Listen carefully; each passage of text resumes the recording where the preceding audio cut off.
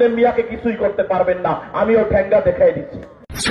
কারণ মিয়া ভারতীয় নাগরিক, এই আসামের বাসিন্দা, এই জমিনেই জন্ম হয়েছে, এই জমিনেই দাফন হবে, আপনার হিম্মত হবে না।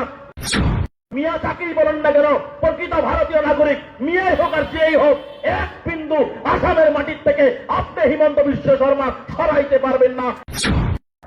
তুমি সংবিধানের শপথ নিয়ে একজন মুখ্যমন্ত্রী হয়ে কিভাবে তুমি বলতে পারো যে আমি মিয়াকে অত্যাচার করবো? আপনি মিয়াকে কিছুই করতে পারবেন না, আমিও ঠেঙ্গা দেখাই দিচ্ছি। মিয়া তাকে বলছে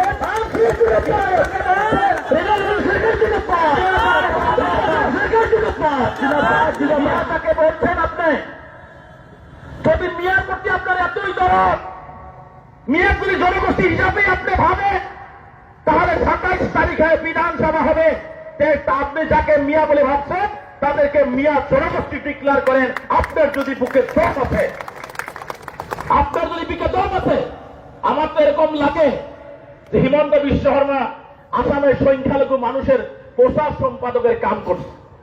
আমাদের তো প্রচার সম্পাদক নেই, কারণ যখন মুখ্যমন্ত্রী বিছনায় যায় তখন মিয়া কয়া যায়, যখন রাত্রে উঠে চা খাইছে তখনও মিয়ায় কয়, যখন উনি স্টেজে যায় তখনও মিয়া, যখন উনি ক্যাবিনেট বৈঠক করে তখনও মিয়া। তার মানে আমি এখন বুঝতে পারি, আমার অন্তরে একটু ভালো লাগছে, এই জন্যই ভালো লাগছে যে মিয়া তো কোনো জনগোষ্ঠী নেই, কিন্তু উনি জনগোষ্ঠী হিসাবে স্বীকৃতি দেওয়ার জন্য প্রচার সম্পাদক হিসাবে সারা ভারতবর্ষে মিয়াকে স্টাবলিশ করতেছে। তার জন্য তাকে ধন্যবাদ দিচ্ছি, তার জন্য তাকে ধন্যবাদ দিচ্ছি।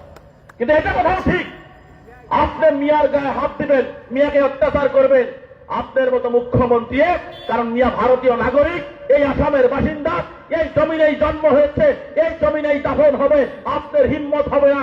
মিয়া চাকরি বলেন না কেন, প্রকৃত ভারতীয় নাগরিক মিয়াই হোক আর যেই হোক, এক বিন্দু আসামের মাটির থেকে আপনি হিমন্ত বিশ্ব শর্মা সরাইতে পারবেন না। এই কথা আমি পড়াকে বলে গেলাম, আমি বলে গেলাম।